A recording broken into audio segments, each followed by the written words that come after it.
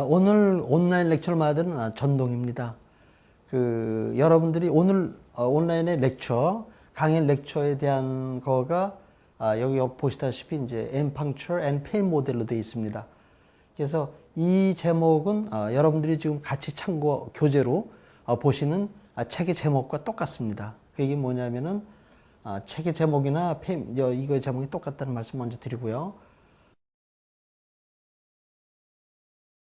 존스 엠팡처라는 거는 소위 만성 통증에 대한 새로운 이론 근거에서 나온 제가 크리에이트한 엠팡처에 대한 게 나와 있고, 그 다음에 펜 모델이라면은 다른 의미가 아니라 페인 사이언스에 대한 거죠. 그러니까 이런 크로닉 페인의 메커니즘을 아나토미에서부터 쭉 모델화시킨 저의 페인 사이언스의 모델입니다. 그래서 처음 보시면은 엠팡처도 새롭고 페인 모델이라는 것도 새롭고 다 새롭지만은 이제 강의가 다 이제 이해하시면은 모든 게 다 이해가 되실 줄 그렇게 믿습니다. 우선 렉처의 기본 컨셉을 먼저 개념을 말씀드리면은, 첫째는 Pain Science About This Book이라 그랬죠.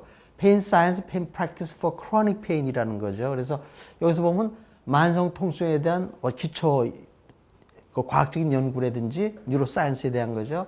근데 Pain Practice에 대한 거, 이거가 있는데 여기서 Pain Science와 Pain Practice라는 말만 쓰면은, 쉽게 얘기하면 For Chronic Pain, 만성 통증이란 말을 빼면은 Pain Science 역사가 한 100년이 조금 넘었어요. 100년이 좀 넘고, Pain Practice는 뭐보다 굉장히 한 1000년, 2000년에 해당되는 프랙티스가 있는데, 그 얘기는 뭐냐면은 Pain Science에 대한 것도 연구가 엄청 많이 오래됐고, 페인 프랙티스 엄청 많은 프랙티스 방법이 있다는 말씀을 드리는데, 뒤에 for chronic pain이다 이 말을 붙일 경우에는 완전히 상황이 달라집니다.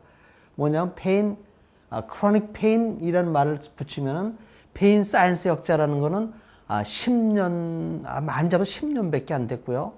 페인 프랙티스의 치료 방법에 대한 거는 거의 지금 1년도 안 됐다, 그렇게 얘기해 드릴 수 있어요. 그 얘기 무슨 말씀이냐면은 만성 통증에 대한 집중적인 만성 통증 뭐에 대한 네이처에 대한 그런 연구가 시작된 거는 1999년에 처음이라는 얘기예요. 그러면 1999년 이전의 연구라는 거는 소위 만성 통증에 진실된 그런 뭐라는 거에 대한 연구가 아니라 일반 페인에 대한 연구는 엄청나게 많이 됐죠. 100년의 역사가 있으니까. 근데 만성 통증 연구는 그 정도 짧다는 거고요. 페인 프랙티스는 그러한 만성 통증 뭐라는 네이처를 근거로 해서 방법이 모색된 것은 현재까지 크게 없어요. 없다는 말씀은 미국이나 영국이나 구라파나 우리나라나 전부 다가 만성 통증에는 이런 거니까 이건 이런 원칙에서 치료해야 된다, 뭘 어떻게 해야 된다 하는 거가 현재 개발된 것이 불행히도 없습니다. 그러나 만성 통증이라는 거는 정말로 환자가 엄청 많습니다. 고생하는 환자도 많고, 거기에 소모되는 경비서부터 정말로 환자 인생을 만성통증 치료에 헤매는 그런 환자들이 많거든요. 그런데도 불구하고 새로운 치료 방법이 없다는 것은 조금 아쉬운 점이 있다고 말씀드릴 수 있고요. 그래서 프랙티스라는 거가 나오려면 사이언스의 근거가 있어야 되거든요. 그래서 사이언스 근거라는 건 한 10년밖에 안 되고, 지금 그걸 치료 모델에서 개발된 게 현재가 없어요. 그래서 제가 그걸 한 8년, 9년에 아주 저 나름대로 정말로 노력을 많이 해서 한 논문이라면 1700개 이상의 200면의 논문을 분석하고, 그래서 소위 만성 통증이 뭐라는 거에 대한 제가 페인 사이언스 제 모델을 이 책에 기술했고, 오늘 강의하려고 하는 그 포인트가 하나 있습니다. 그래서 그것이 첫째고, 두 번째는 이제 그런 이론에 의해서 개발된 엠팡처라는 게 도대체 뭐냐 하는 거가 이제 두 번째가 되고요. 결론적으로는 만성 통증, 현재까지의 통증 치료 방법이나 만성 통증 대하는 의사들 혹은 가르치는 분들의 모든 파라다임, 지금까지 있던 파라다임을 전부 다 새롭게 전부 다 시프트가 해야 된다, 바꿔야 된다. 새로운 파라다임을 제가 이제 그런 말씀을 드리려고 하는 것이, 이것이 이제 온 강의의 기본 컨셉이라고, 목적이라고 이렇게 말씀드릴 수 있어요. 그래서 이 온라인 렉처를 보시는 분들이 그런 세 가지 포인트에서 그걸 이해하시고 치료하는 도움이 되고, 또 순수 환자 치료하시는 분은 아닌 여러 과의 전공의 선생님이라든지 아니면은 각과의 교수님들이라든지 아니면 환자 치료하는 뭐 그 트리트먼트라는 페인 클리닉의 원장님들이라든지 이런 분들이 그런 치료 방법에 대한 거를 아셔서 환자 치료에 좀 결정적인 그런 거를 해주셨으면 하는 것이 제 소망입니다. 그러면 이런 책이나 오늘 렉처를 하게 된 기본적인 동기가 뭐냐? 모티베이션에 대해 잠깐 말씀드리면, 제가 1973년에 신경외과 전문의가 된 후에 여기 들으시는 분 대부분 의사분들하고 똑같이 어떤 통증 환자가 왔다 그러면 통증의 병소를 첫째 찾습니다. 통증의 병소를 여러 가지 스타디를 해서 뭐 MR이나 CT나 라보라토리 리서치나 이런 거로 방법해서 통증 병소를 찾고 통증 병소가 수술에 해당되느냐 수술 안 해도 되겠느냐 이런 관점에서 우선 분류를 하고 수술 안 하는 방향의 통증이라고 판단되면은 뭐 물리치료 한다든지 투약을 한데 주사를 한다든지 기타 보존 치료를 해서 치료하고 그래도 이것저것 해서 안 될 경우에는 마지막에는 신경정신과를 의뢰를 해서 어떤 사이코제닉 백그라운드가 있는지 이런 거를 이제 우리가 하는 거가 일반적인 추세고 아마 현재도 아마 통증을 치료하는 분들이 이런 모델에 의해서 이런 어떤 원칙에 의해서 환자를 치료하는 것이 현실이라고 말씀드릴 수 있습니다.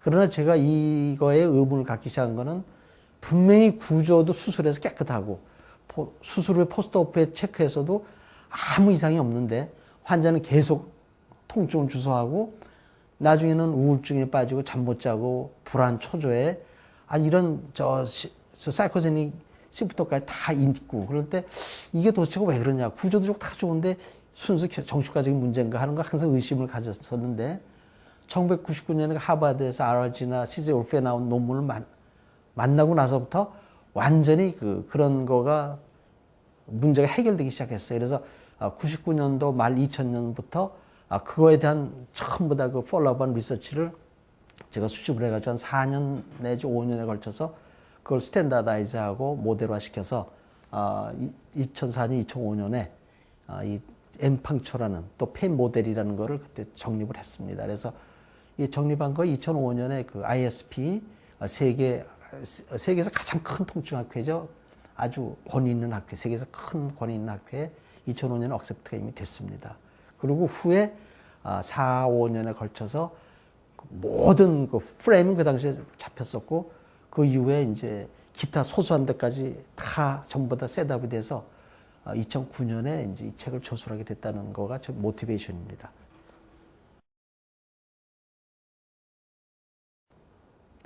그러면 오늘 강조의 컨텐츠를 먼저 말씀드리면은 되게 페인 사이언스에 대한 게 이제 첫 번 컨텐츠가 되겠어요. 그 다음에 이제 페인 프랙티스가 되고, 그 다음에 이제 엠팡초가 세 번째죠. 네 번째는 이제 엠팡초 방법 중에 마지막 제일 중요한 PML 타겟팅에 대한 거 굉장히 광범위하기 때문에 이거를 이제 챕터 4로 했어요. 그래서 이제 처음에 페인 사이언스에 대한 말씀을 먼저 시작하겠습니다. 그래서 페인 사이언스라는 거 도대체 얘기를 본론적으로 들어가기 전에 그래서 백그라운드에 대한 걸 먼저 말씀드립니다. 본론적으로 들어간다는 건 뉴로 아나토미에서 몰레큘러 바이올로지라든지 아주 기초적인 연구에 대한 그런 이론을 말씀드리기 전에 도대체 백그라운드에 대한 통증에 대한 거와 페인 모델에 대한 거에 대한 백그라운드를 먼저 말씀드리겠습니다. 그러면 이런 거를 백그라운드를 하기 위해서 제가 첫 번 오프닝 퀘스천을 이제 제가 몇 가지를 드리려고 그러는데요. 우리가 만성통증이라는 거를 진단할 때 그 만성통증 병소를 찾기 위해서 MRI라든지 CT를 찍으려고 노력한 적이 있냐, 찍고 계시냐 하는 거를 이제 여러분들한테 질문하겠습니다. 만성통증이 여러분들 앞에 치료받으러 오는 환자가 있을 때 뭐 1년, 2년과 6개월 이상 굉장히 고생스러운 환자가 있다. 그럼 무릎이 아프든 백페인이든 어디가 아프더라도 그 아픈 병소가 도대체 뭐가 있냐. 그러면 여러분들 입장에서 그 병소를 찾기 위해서 스타디를 다 한단 말이에요. 병소가 어디 있을까 해서 스타디를 다 MRI나 이런 거를 찍게 되는데 그런 걸 하신 적이 있냐 이런 질문인데 아마 대부분 아마 환자 저도 몇 년 전까지 그랬기 때문에 환자들이 오시면은 도대체 왜 아플까 하는 거가 먼저 의심이 갈 거예요. 무릎이 아프든 허리가 아프든 어디 앵클 조인트가 아프든 어떻게 이게 도대체 뭐냐 뭐 헤드액이 있든 그러면 MRI, 저한테 MRI까지 다 하거든요. MRI에서 어디 이상 있나 한번 더 보고, 이상이 없다면은 뭐 별게 아니구나, 이런 생각으로 환자를 치료하시지 않냐는 건데, 제가 볼 때는 아마 대부분의, 저도 그랬기 때문에 대부분의 의사 선생님들은 아마 그 로케이션을 찾기 위해서, 패톨로직 병소를 찾기 위해서 이런 리서치를 할 거다, 그런 말씀을 결론적으로 제가 드릴 수가 있어요. 그러나 이거는 잘못된 컨셉이라는 말씀 먼저 드리겠어요. 왜냐하면 만성 통증이라는 건 이게 MRI하고는 무관한 거예요. MRI라는 거는 머슬이든 조인트 리가멘트든 뭐든지 어떤 그 티슈 프로블렘의 이상 유무를 발견하는 거거든요. 근데 어떤 스트럭처의 구조의 이상 유무를 발견하는 검사예요. 물론 기능적으로 뭐 펑션 MRI 하면 조금 개념이 다르지만 보통 MRI 하면은 구조 이상이거든요. 근데 그런 구조 이상으로 생기는 것이 만성 통증이 아니거든요. 그래서 만성 통증 진단을 안 한다면은 안 했기 때문에 한다, 그런 리서치를 한다, 그러면 스타디를 하면 그 말은 맞지만, 만성 통증을 앞에다 붙여놓고 그것이 왜 아플까를 하기 위해서 무릎을 찍는다든지 스파인을 찍는다는 거는 이론에 맞지 않거든요. 왜냐하면 그런 데서 오는 통증이 아니라는 걸 제가 강조하고 싶어서 오프닝 퀘스천을 먼저 그렇게 한 거고요. 두 번째는 그런 만성 통증을 진단했는데 수술이 치료 방법이 될 수 있을까 하는 거죠. 보통 일반 사람들은 마지막에 치료 안 되면 수술을 생각하거든요. 무슨 어수계통의 수술이라도 생각하는데, 만성 통증이란 진단이 내려졌다면은 수술과는 무관하다는 말씀을 제가 강조하고 싶어서 두 번째 퀘스천을 드린 겁니다.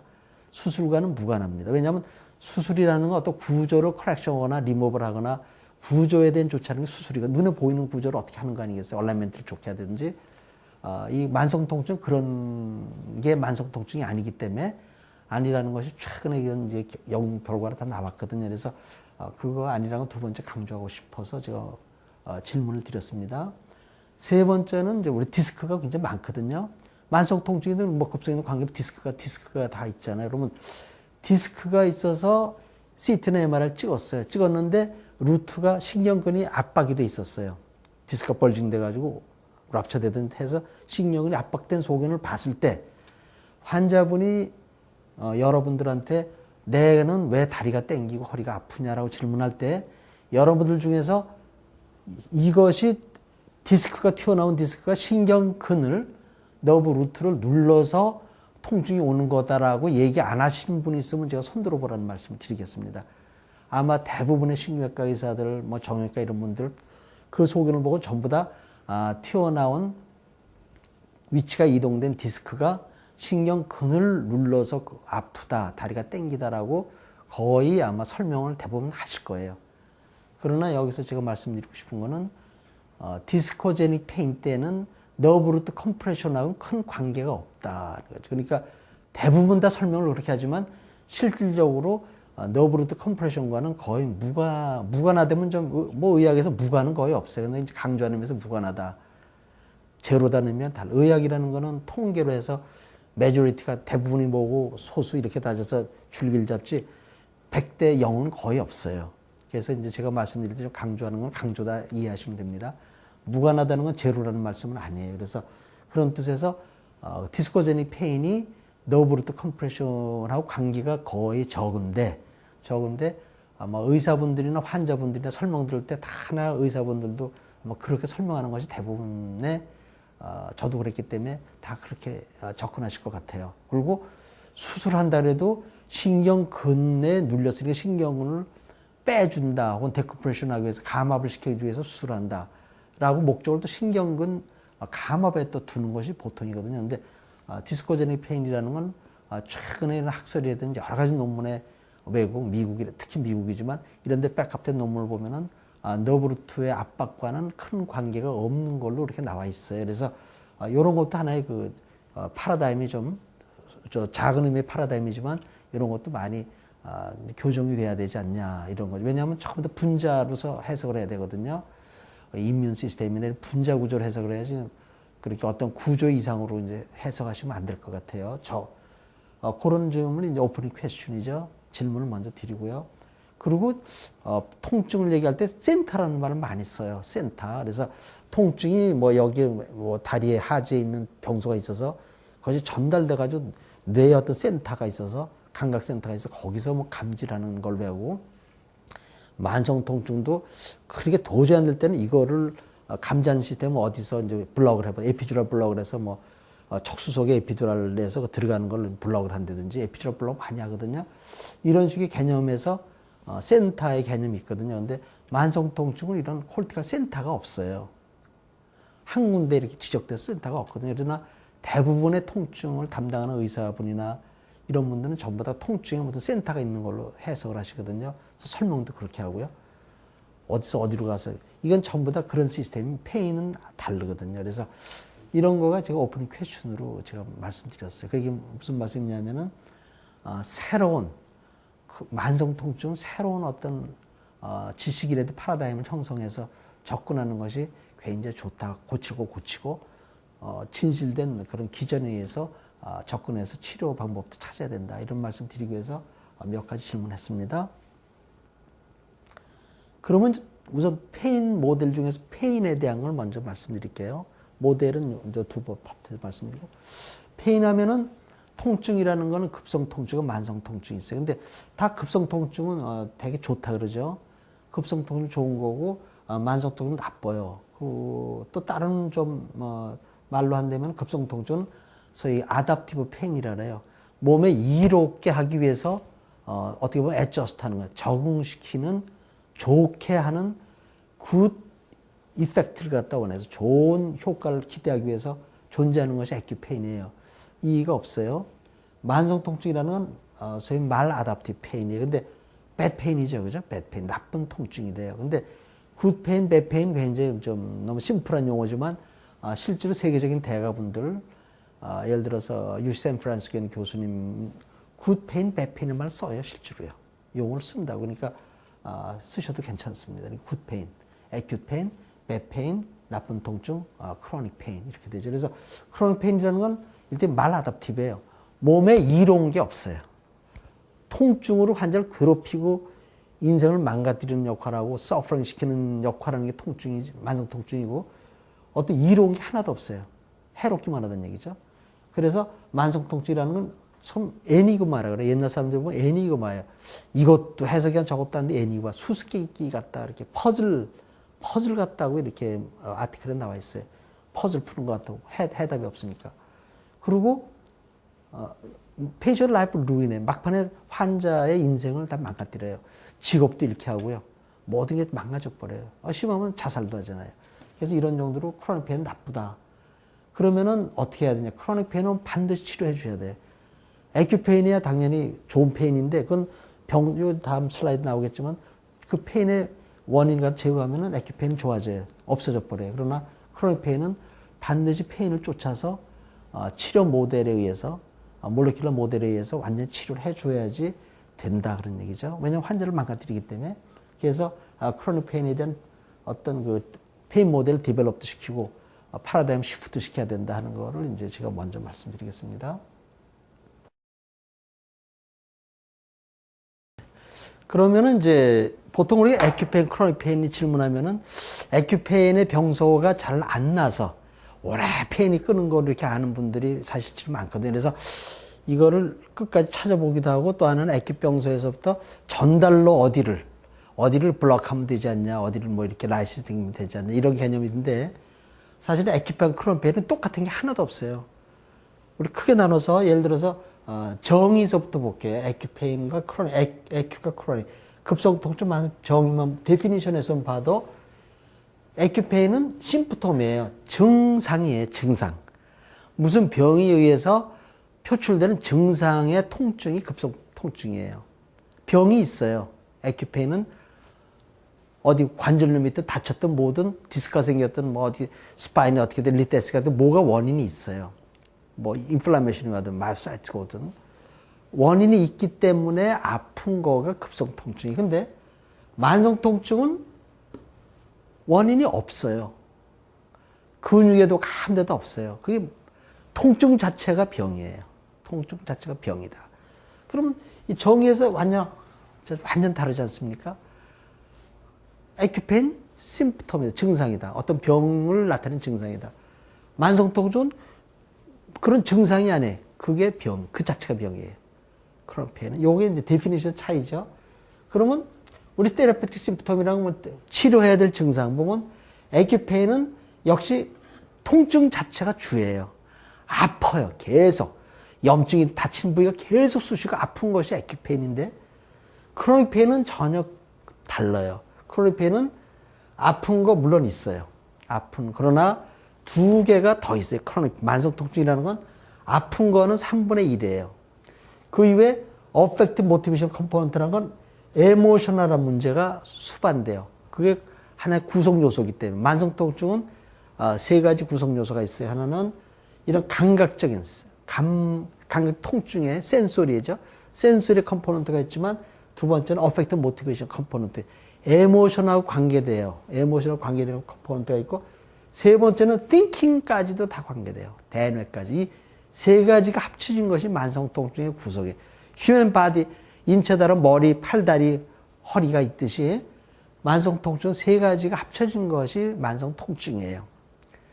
아파서 이런 문제가 온 게 아니라 구성 요소라는 거예요. 그러면 심프톰 다르죠. 그죠? 테라피 심프톰 달라요. 근데 테라피 타겟, 어디를 치료하느냐 하는 것도 달라요. 에큐페인이라는 건 원인되는 질환을 치료하면 돼요. 어디에 병소가 있으면 병소를 수술해서 치료하든, 주사로 하든, 뭐, 안티바이오틱스든, 그걸 없애면은, 페인이 증상이, 그게 증상이니까 없어져요. 그러나 만성통증은 그런 게 아니에요. 치료할 병소가 없어요. 관절에도 없고, 스파인에도 없고, 뭐, 조인트에도 없고, 머슬에도 있고, 어디 없어요. 뭐냐? 분자 병소를 때려줘야 돼요. 어디에 있는 너브 시스템 속의 분자 병소에 의해서 생기는 것이 만성통증이기 때문에 그 분자 병소를 치료해 주는 것이 만성통 치료 방법이에요. 그러면 만성통증 환자를 진단해 놓고 치료를 뭐 조인트에서 찾든지 뭐 어디서 본에 찾든지 뭐서 찾으면 그 얼마나 그 넌센스입니까? 거기 원인인 게 아닌데. 굉장히 같질 않죠. 그죠? 달라요. 급성만성은 전혀 다른 거예요. 그 다음에 이제 타겟은 그렇고요. 그 다음에 테라피틱 골이죠. 우리가 치료해서 그러면 치료 됐냐 안 됐냐는 뭘 근거로 하느냐. 또 어떤 시부터 없어져야 되느냐 그거죠. 급성통증이라는 거는 디지즈가 치료하면 페인이 통증이 완전 없어져야 정상이에요. 원인된 질환이 없어지면 증상이기 때문에 그것도 같이 없어져야 된다고. 그것이 급성통증이에요. 질환 치료하면은 통증은 자동 없어지는 거지 그게 급성통증이에요. 그러나 만성통증은 달라요 전혀. 그거는 어떤 통증이 없어지는 거가 아니라 환자가 치료의 만족도가 중요해요. 뭐 10년, 몇 년 고생한 사람이 치료를 받았어요. 치료하고 나서 환자가, 이 정도면 살겠습니다. 이 정도면 견딜만 합니다.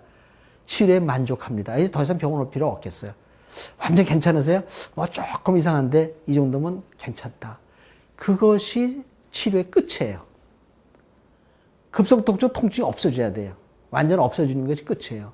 목적이라고. 근데 만성통증은 통증이 없어지는 것이 목적이 아니라 환자가 억셉터블, 수용할 수 있는 상태. 이 정도면 좋습니다. 이제 살 것 같습니다. 이러면은 그 치료가 다 된 거예요. 치료가 끝나는 거예요. 그래서 환자가 억셉터블 한다. 억셉터블이라는 게 받아들일 수 있는 상황이다. 아니면 환자가 만족하는 상황. 치료한다면 의사한테 고맙습니다. 정말로 인전 자기는 홀가분합니다. 감사합니다라고 얘기할 때 만족할 때 그거 치료가 끝이에요. 그걸 의사 선생님이 조금 안 아파요. 조금 이렇게 얘기하면 그건 의사 선생님이 잘 모르시는 거예요. 왜냐하면 만성 통증은 세 가지가 다 있다 그랬죠. 아픈 거 물론 하나 있지만 정서적인 거, 생각이라는 thinking까지 전부 다 하나의 컴포넌트이기 때문에 이 세 가지 컨비네이션에서 나오는 거기 때문에 통증이 없어졌다 있어졌다 보다도 전체적으로 정서적으로 만족하고 생각도 멀쩡하고 아주 환자가 만족한다 치료에 그런 것이 치료가 끝나는 거예요. 그것이 목적이다 그 얘기예요. 그래서 벌써 그것도 다르잖아요. 그리고 어세스먼트 툴이란 건 뭐냐면 치료하는 환자를 통증을 어떻게 이벨레이션 하느냐 그런 문제인데 이거는 에큐페인 때는 VAS라는 걸 써요. VAS요. 굉장히 오래됐어요. 비주얼 아날로그 스케일을 써요. 뭐 10cm, 10cm 그래서 먼저 아프기 전 상태는 어디냐 체크하고 치료하는 후에 어디냐에서 어느 정도 좋아졌냐 이거 가지고 하는 게 이제 VAS라는 거예요. 근데 크로닉은 VAS를 쓰면 안 돼요. 그러나 사실은 한 10년, 4, 5년 전 이때만 해도 전부 다 만성 통증도 바스라는 걸 썼어요. 큰 대학병원에서도. 그게 잘못된 거예요. 바스는 센서리 컴포넌트만 따지는 거예요. 그거 가지면 안 되고 여기는 패스를 2005년에는 패스, 페이션트 억셉터블 심프톰 스테이트라는 거예요. 환자가 억셉터블 하느냐 아니냐. 환자가 수용 이 정도는 자기 살 것 같다. 이런 스케일로 한다든지 아니면 환자가 치료에 만족하는 페이션트 퍼시브드 세티스팩스 임프루브 만족할 정도 임프루브가 어느 정도 됐느냐. 쉽게 얘기하면 감각적인 통증 자체가 아니라 만족도, 심리적인 것과 다 합쳐져서 그 치료가 됐냐 안 됐냐를 해야지 파스 가지고 하면 안 된다 그런 말씀이에요. 저는 이제 이 VSS라는 거예요. 이걸 2004년도에 제가 프로포즈하고 책에도 돼 있죠. 엠팡초는 Verbal Satisfaction Scale. 환자가 아주 만족한다. 이 정도면 만족한다. 약간 만족한다. 뭐 만족할 게 없다. 이런 종은 네 가지. 다음에 나올 겁니다. 그래서 VSS로 하는 것이 벌써 저는 2004년에 했거든요. 근데 2005년에 억셉터블 나오고 이거 2006년에 나왔어요.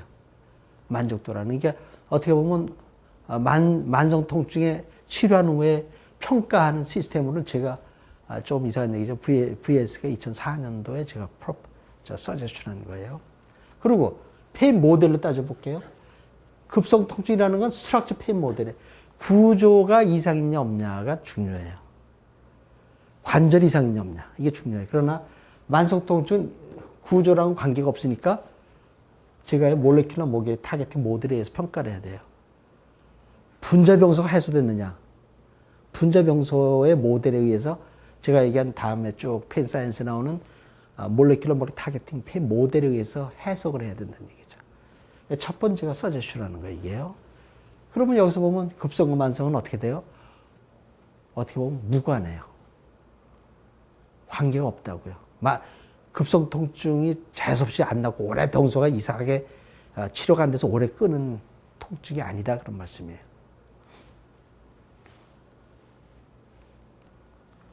그러면 소위 페인은 급성과 만성만 있냐? 아니에요. 세 가지가 있어요. 에큐 페인 있고 서브크로닉 있어요. 그러면 에큐가 급성과 만성 사이에 만성이 있어요. 서브크로닉. 두 가지만 있는 게 아니에요. 실제로 세 가지가 있어요. 서브크로닉은 중간 단계죠. 중간 단계. 그러면 이게 서브크로닉이에요. 크로닉이 만성. 이게 급성. 이게 세 가지가 있어요. 그러면 소위 서브크로닉이 뭐냐? 이게 중요한 거예요. 이거는 급성 병소가 계속적으로 분자 병소를 만들어요. 계속. 뭐 디스크든 스파인에 문제가 있든 그게 또 직업상 이게 우리가 어깨를 많이 써요. 운동선수들, 축구선수들. 좋아졌는데 계속 운동하게 되면 리가멘트가 또 나가. 인주 또, 그럼 분자병 또 만들잖아. 그렇게 계속적으로 분자병소를 만드는 타입. 그것이 암만성이에요. 그럼 수술 대상이다 하는 거는 대개 이거는 수술 대상이라든지 구조 대상일 수가 있어요. 그러나 이거는 완전 아니에요. 그러면 그 타입은 어떠냐면 급성 통증이라는 거는 병소 자체가 우세한 거예요. 근데 서크로닉은 비등비등해요. 분자병소와 병소가 비등비등해요. 만성통증은 분자병소가 왕이에요. 그래 엠팡초의 대상은 어떻게 되냐? 이거 완전히 적응증이에요. 분자병소가 50%든 80, 90%, 100% 아니에요. 그죠? 이때는 어떠냐? 이때는 이게 주거든. 급성 통증 때는 약간 힐링 프로세스를 치유 코스를 짧게 해주고 굉장히 효과적으로 만들어주는 것이 엠팡초예요. 그러면 엠팡초라는 거는 급성 통증 때는 굿 이펙트를 더 좋게 빨리 좋게 만들어주는 것이 엠팡초의 역할이에요. 서브크로닉이나 크로닉 때는 이거는 100% 치료 거의 그거의 의존도가 80, 90% 넘으니까 이건 되고 서브크로닉은 한 50%, 60%가 엠팡초가 완전 병을 치료해줘요. 그러면 대상은 뭐냐? 이 세 가지가 다 대상이에요. M팍처 급성도 되고, 아급성도 되고, 만성도 다 돼요. 그러나 목적은 조금 다르다. 목적은 조금 다르다. 이렇게 하시면 될 것 같습니다.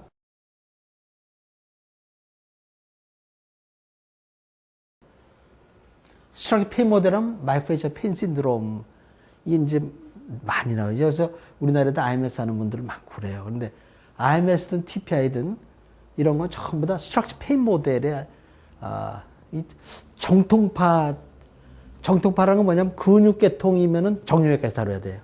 근데 이것이 환자로 봐서 엄청 많이 있는데 정형외과에서 근육계통, 마이페이셜 계통을 도외시했어요.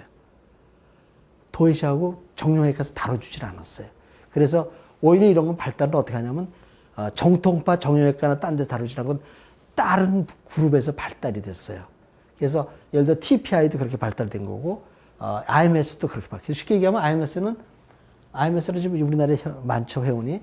IMS나 이런 거는 전부 다 메디컬 아큐펑처에 들어가요. 의사들이 바늘을 써 치료하는 거예요. 메디컬 아큐펑처인데 사실은 이 셋 중에 가장 큰 것이 이 메디컬 아큐펑처가 제일 커요. 메디컬 아큐펑처 학회는 우리나라는 없지만 세계적으로 80개국 이상에서 좀 학회가 돼 있어요. 그리고 수만 명의 그 회원들, 의사들이 1년에도 몇 번씩 아카데미 미팅, 세미나하고 다 해요. 저널도 여러 갈래에서 다 나와요. 엄청나요. 미국에서도 그 저널 종류만 해도 무지무지하게 많아요. 활동도 많이 하고. 그래서 제가 볼 때는 메디컬 아큐펑처가 메인이 발달시켰다 이렇게 생각하고요. 근데 IMS는 이 메디컬 아큐펑처면서도 약간 간이라는 사람이 간이 조금 아버런트로 따로 좀 자기가 개인 색깔을 내려고 IMS란 말을 96년에 정립해가지고서 하는데 IMS의 기본 컨셉이라는 게 첫째로 A 델타 파이버 스티뮬레이션 PR라 그랬어요. 이 M팡처 A 델타 스티뮬레이션이거든요. 크로닉 페인 A 델타로 잡지 않으면 못 잡아요. 그러니까 지금 이 간이 한 거는 96년이거든요. 96년은 이미 크로닉 페인이 시작도 안 된 때예요. 그래서 이거는 전부 다가 올드 컨셉의 치료 방법이라는 말씀 제가 드리고요.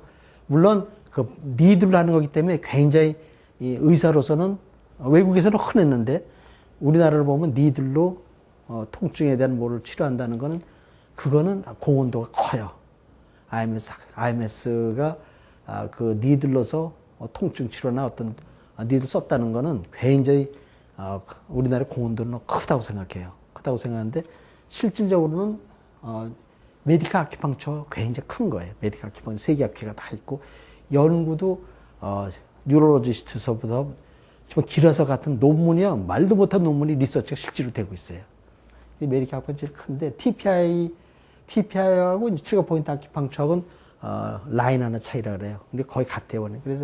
그래서 제가 이걸 얘기하는 건 뭐냐면 스트럭처럴 페인 모델 이런 여러분들이 많이 하는 IMS도 스트럭처 페인 모델에 의한 거지 크로닉 페인에 대한 어떤 그 치료 방법은 아니다. 치료가 아니다는 걸 이제 알리기 위해서 제가 이걸 쓴 거예요. 그래서 트리거 포인트 아큐펑처, 메디컬 아큐펑처는 이런 여기 나오는 포메란즈나 빙이나 이런 빌라노바 같은 거는 굉장히 세계적으로 굉장히 유명한 학자예요. 뉴롤로지스트 이런 사람들. 근데 발드린 멜자기는 플렉스만이나 해서 근데 한 3, 40년간 엄청난 좀 현재도 활동하고 있어요. 다. 예를 들어서 이제 관절염 하잖아요. 그죠? 관절염 하나 하면 급성 때는 아트라이트, 급성 관절염 좋아요. 근데 보통 만성 관절염이라는 쓰거든요. 만성 관절염인데 이 말은 만성 관절염은 존재하지만 만성 관절염으로 통증이 온다. 당신의 뭐 무릎이 아프다 어디가 아픈 게 원인이 만성 관절염이다 하는 말은 거의 그거보다는 포스트 아트라이틱 뉴로파티 페인 신드롬이란 말이 정확한 거예요. 이렇게 말이 다 바뀌어야 돼요. 전부 다. 이런 걸 제가 하나 말씀드리는 거고 아까 잠깐 서론 얘기했듯이 디스코제닉 페인 디스크로 인해서 페인이 오는 거는 크게 나눠서 이제 컴프레션 이펙트가 있고 이뮨 시스템인데 도미넌트 이뮨 시스템이에요. 전부 다 면역 반응으로 통증이 일어나는 거예요. 면역 반응. 컴프레션은 압박인데 이 압박이 너브루트를 압박하는 게 아니에요. 신경근 압박이 아니라 혈관을 누르는 거예요. 혈관. 신경계속으로 혈관을 압박해서 혈관으로 인해서 2차 신경의 변화가 오는 거고, 압박되는 거는 직접 그 애널 파이브로서스 이런데 그 신경근이 아니라 미세한 통증을 감당하는 C5가 스트레칭해서 메카니컬리 스트레칭 돼서 통증이 오는 거지, 너브루트가 눌려서 오는 게 아니다는 얘기예요. 디스코제닉 페인은 이거가 이제 아까 제 처음에 왜 오프닝 퀘션에 나온 그거의 대답이에요. 이거가 알려진 거는 2003년도 전에는 없었어요. 2003년 이후에 나온 거예요. 그러면 IMS하고 엠팡처의 차이가 뭐냐, TPI나. TPI-IMS는 마이페이셜 페인 신드롬밖에 인디케이션이 없어, 적응증이.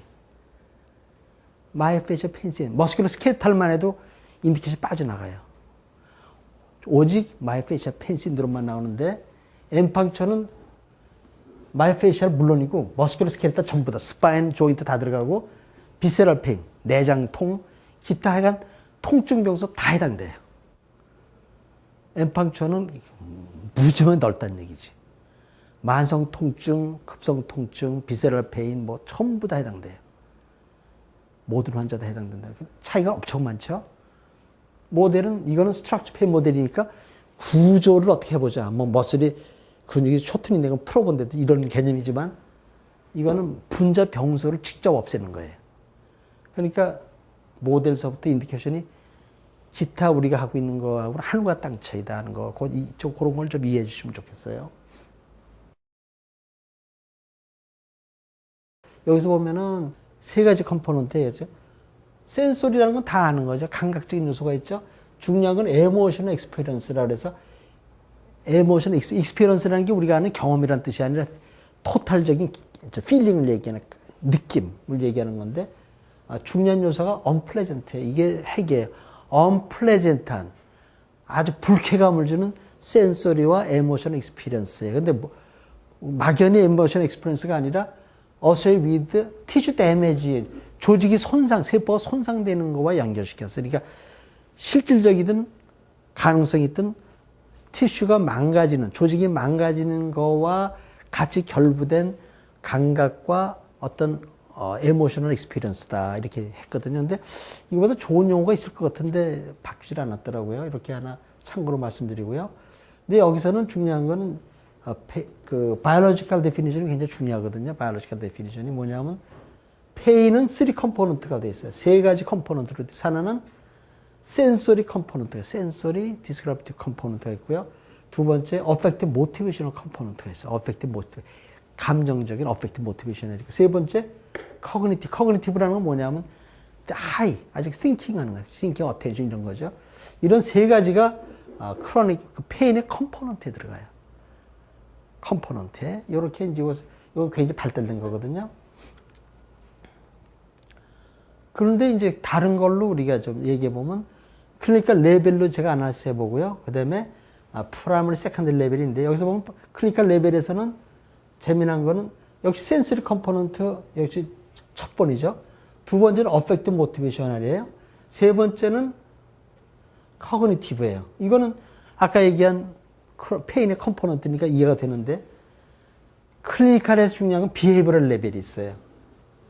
비헤이비어럴은 행동의 레벨에서 통증이 문제가 된다. 그게 뭐냐면 라이프 스타일이 체인지돼요. 마지막 가서요. 낚시하던 사람이 낚시 다 때려치고 집에 응거한다든지, 음악 좋아하는 사람 음악을 한다든지, 라이프 스타일 있잖아요. 사람이라는 게. 사람 잘 만나서 사회생활하는 사람 딱 굽는다든지, 막판엔 비헤이비어 체인지가 와요. 사람 표정이 달라지고, 노상하 웃던 사람이 그냥 표정도 없어지고, 이렇게 라이프 스타일이 변하거든요. 이렇게 돼서 되게 클리니컬 레벨로 만성통증 문제가 생길 수 있는 레벨이 이게요. 그런데 이제 여기 환자를 치료하신 분들한테 제가 권유하고 싶은 거는, 통증 환자가 왔어요. 근데 뭐 어디가 아프고 뭐 이렇게 얘기하다가 요새는 잠도 못 자고 우울하고 초조하고 사람도 싫고 다 직장도 다 싫다라고 얘기할 때, 의사가 딱 들으면 저 사람이 아파가지고 아픈 게 안 나니까 이제는 완전히 사이코제닉 문제가 생겼구나라고 해석을 해요. 그래서 우울증으로 빠지고 이런 거로 해석하는데 그게 잘못됐다는 거예요. 그래서 환자분이 와서 여러분들한테 주소할 때 여러분들은 암만 환자가 30분 얘기하더라도 두 가지로 딱 생각하면 돼요. 하나는 그 환자가 주는 페인이 프라이머리 레벨의 페인이냐 아니면 세컨다리냐 둘로 해석하면 굉장히 쉬워요.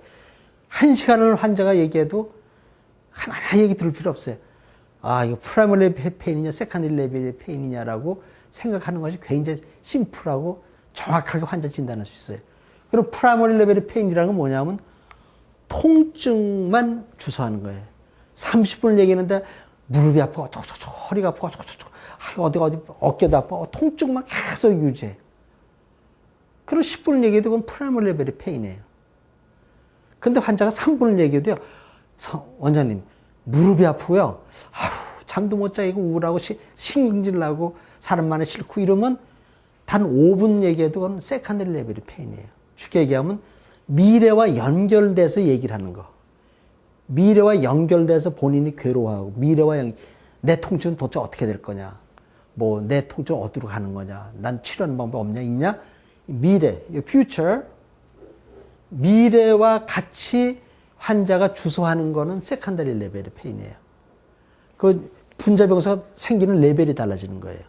그래서 프라이머리 레벨의 페인이면은 어제 통증만 문제가 되고 세컨더리 페인이면 벌써 아미그달라나 위에 브레인스템 위쪽까지 다 컴플리케이트 된 거예요. 임플리케이션 된 거라고. 그러니까 그렇게 환자가 컴플레인할 때 프라이머리 레벨의 페인이냐 세컨더리 레벨의 페인이냐에 따라서 우리가 엠팡처 할 때 어디를 주로 하는가를 정하는데 참고를 하면은 치료와 직결돼 간단해요. 야, 저 사람은 아프대는데 잠도 못 자고 텐데 그러면 정신과로 보내야 되는 건지 뭐 수면제 줘야 되는 거 아닌데 이렇게 생각하면 의사가 빠져드는 거예요.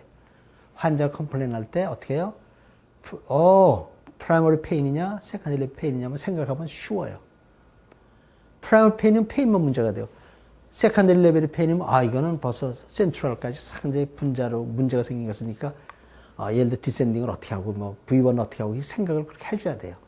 그래서 이거는 엠팡처 하는 데에도 도움이 되고 또 환자를 분석하는 데 도움이 되고 또 치료도 확실하게 할 수 있는 근거기 때문에 저는 다른 거 뭐 바이올로지 컴포넌트에서 이것저것 있다고 생각하지 마시고 환자를 주소할 때 프라이머리 레벨의 페인이냐 세컨더리 레벨의 페인에서 정리를 심플하게 하면은 치료도 심플해지고 다 결과도 좋아진다는 얘기죠. 환자도 빠져들지도 않고. 이렇게 해서 저는 임상하시는 분들한테 이거를 추천하고요. 만약에 이제 임상하시는 분이 아니고 이론적으로 하시는 분은 이런 레벨 체크라든지 바이올로지컬 파트에서 생각하시는 건 유리하다. 그렇게 제가 말씀드리겠어요.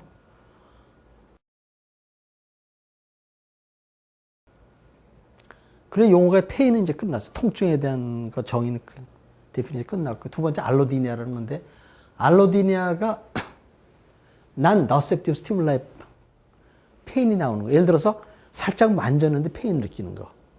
아픈 자극을 안 했는데 통증이 오는 거가 그것이 알로디니아라는 거예요. 알로디니아라고.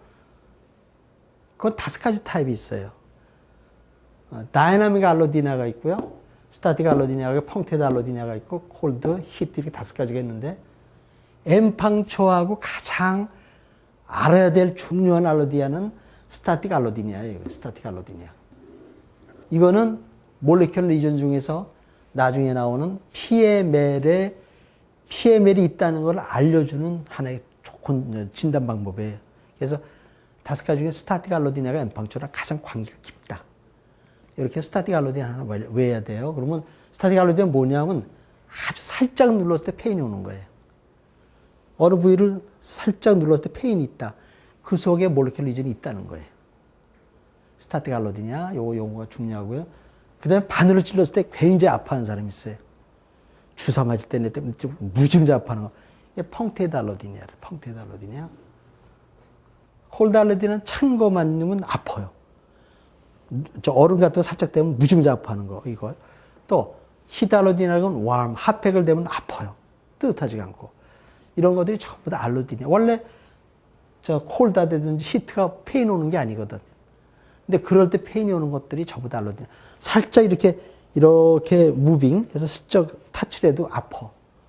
이게 다이내믹 알로디니아예요. 그래서 그런 것들은 자극 자체는 통증이 아닌데 환자는 통증으로 느낄 때가 알로디니아라고 그러고, 알로디니아는 몰레큘러 리전 암시하는 굉장히 중요한 증상이에요. 분자병소가 생겼다는 뜻이에요, 속에. 그래서 알로디니아라는 그래서 용어를 외워야 돼요. 알로디니아는 용어를 외워야 돼요.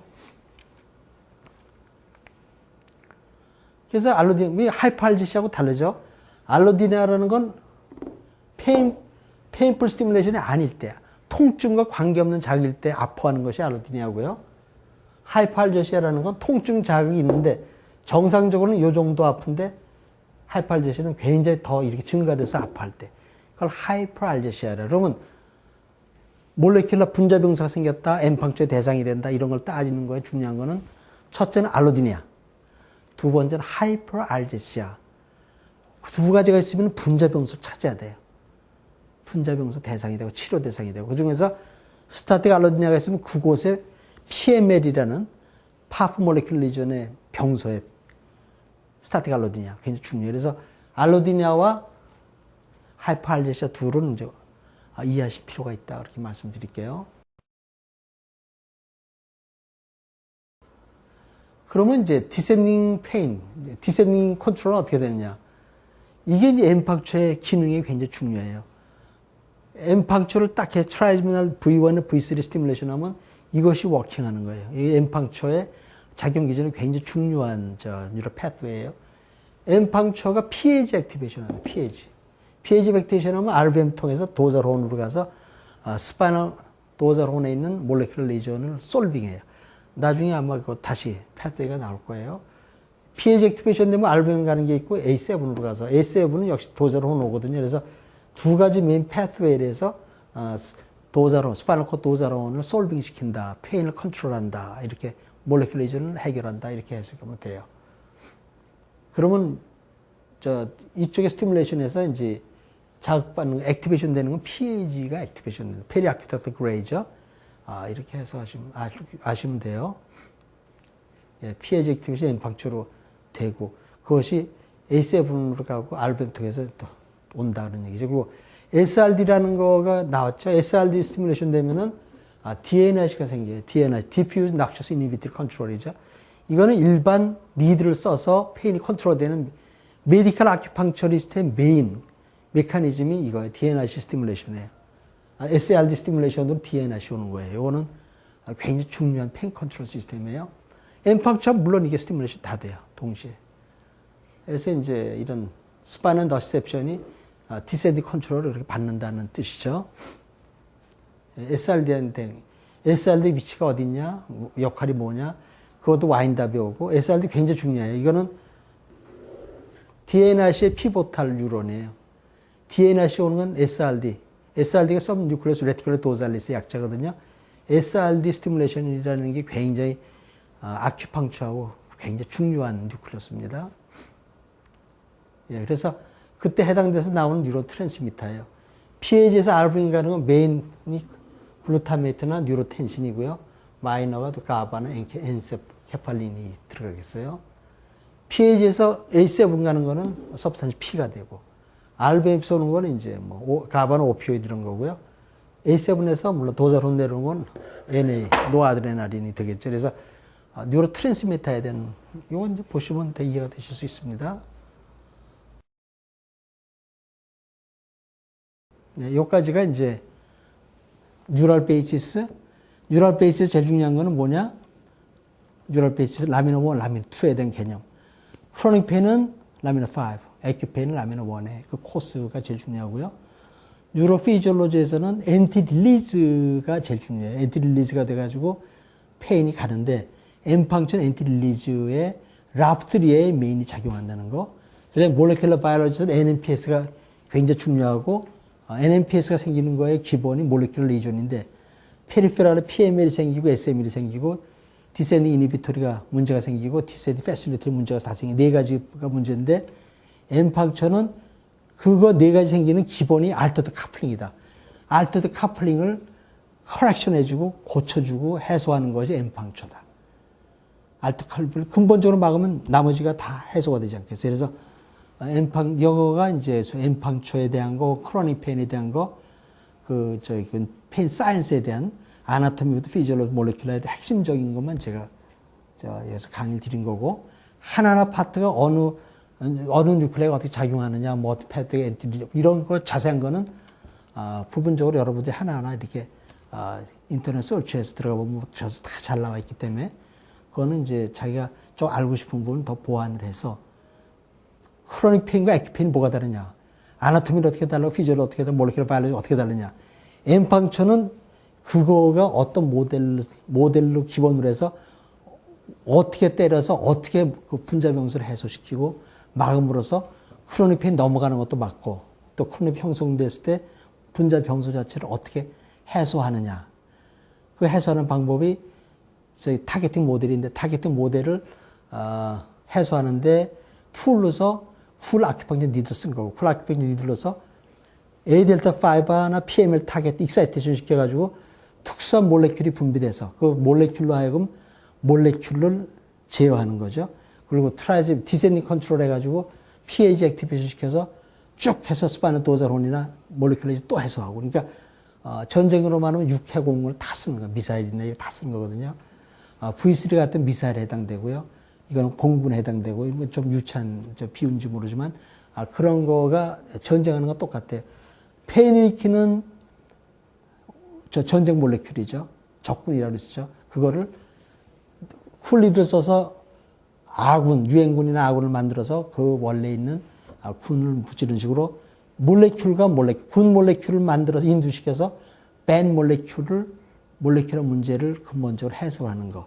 이것이 이제 엠팡초의 기본 크로닉 페인의 메커니즘 이런 거에 이제 총괄적인 뜻이라고 할 수 있겠어요. 그래서 하나하나 이제 들어가 보셔가지고, 이제 이해를 책을 근거로 해서 쭉 하시고 들어가 보시면 인터넷 서치해서 나머지 본인들이 알고 싶어 하는 부분은 상당 부분 이걸 프레임으로 잡아서 하나의 그 줄거리 잡아서 보완하면은 크로닉 페인보다 액큐가 굉장히 다르다. 또 치료 방법은 역시 엠팡초 현재 나온 거가 이렇다 하는 것도 이렇게 다음 시간에 하는 다음에 엠팡초에 들어가면 그걸 어떻게 해서 브레인스템 액티베이션 시키느냐, 어떤 메커니즘이라는 건 자세히 또 이렇게 다음 시간에 그렇게 할 수 있게 그렇게 하겠습니다.